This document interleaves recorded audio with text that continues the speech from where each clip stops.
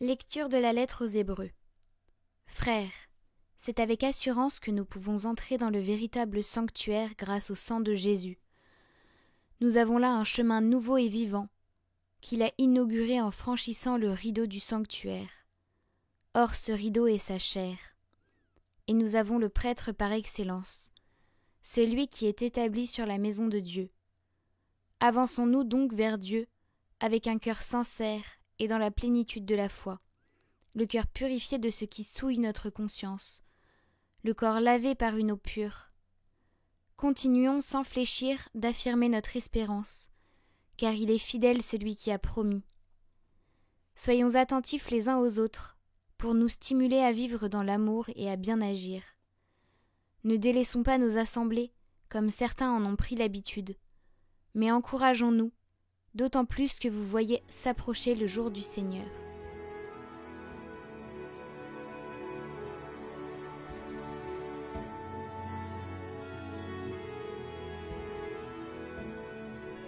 Voici le peuple de ceux qui cherchent ta face, Seigneur. Au Seigneur le monde et sa richesse, la terre et tous ses habitants. C'est lui qui l'a fondée sur les mers et la garde inébranlable sur les flots. Qui peut gravir la montagne du Seigneur et se tenir dans le lieu saint? L'homme au cœur pur, aux mains innocentes, qui ne livre pas son âme aux idoles. Il obtient du Seigneur la bénédiction et de Dieu son Sauveur la justice. Voici le peuple de ceux qui le cherchent, voici Jacob qui recherche ta face.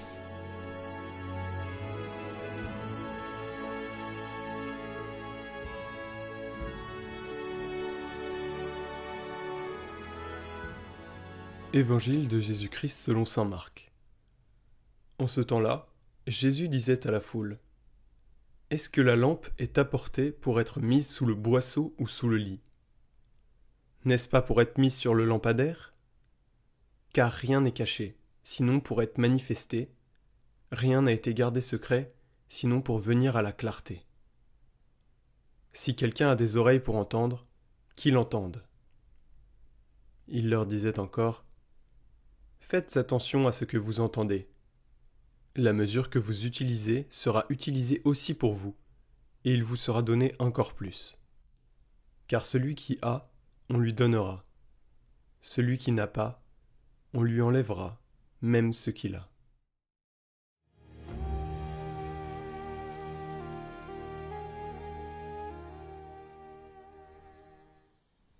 Frères et sœurs, les balances du Seigneur sont différentes des nôtres. Il pèse différemment les personnes et leurs gestes. Dieu ne mesure pas la quantité, mais la qualité. Il scrute le cœur. Il regarde la pureté des intentions.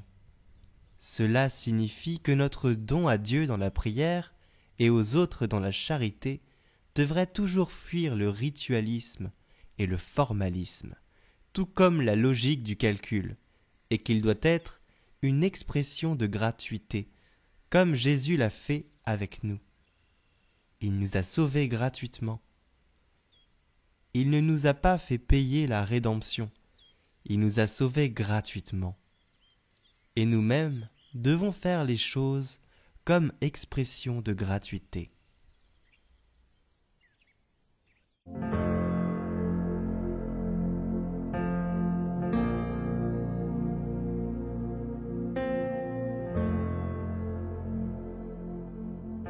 Au nom du Père, du Fils et du Saint-Esprit. Amen. Je vous loue, je vous glorifie, je vous bénis, mon Dieu, pour les immenses bienfaits que vous m'avez accordés. À moi, indigne.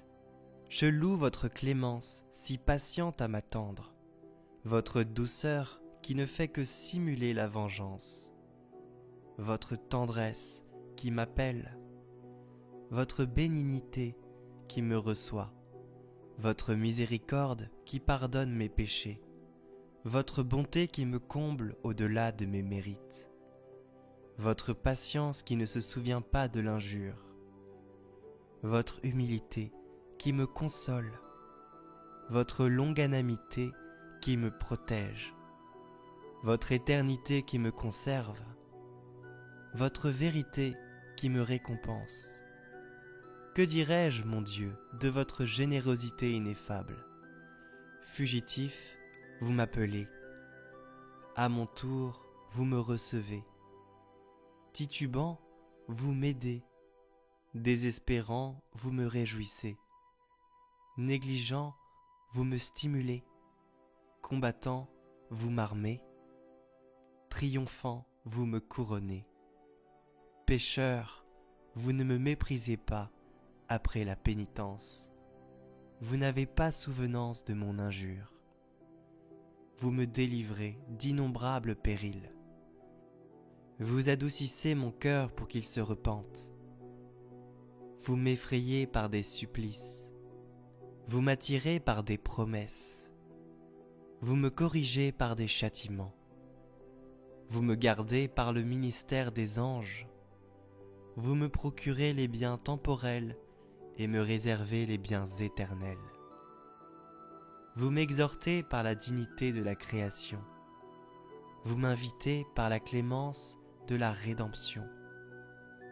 Vous me promettez les biens de la rémunération. Pour tout cela, mes louanges ne suffisent pas. À votre majesté je rends grâce pour l'abondance de votre immense bonté, afin que toujours vous multipliez en moi la grâce, et multipliez que vous la conserviez, et conservez que vous la récompensiez. Ainsi soit-il.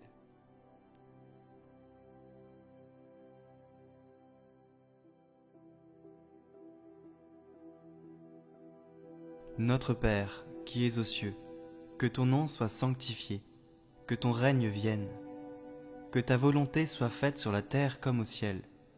Donne-nous aujourd'hui notre pain de ce jour. Pardonne-nous nos offenses, comme nous pardonnons aussi à ceux qui nous ont offensés. Et ne nous laisse pas entrer en tentation, mais délivre-nous du mal. Amen. Je vous salue Marie, pleine de grâce, le Seigneur est avec vous.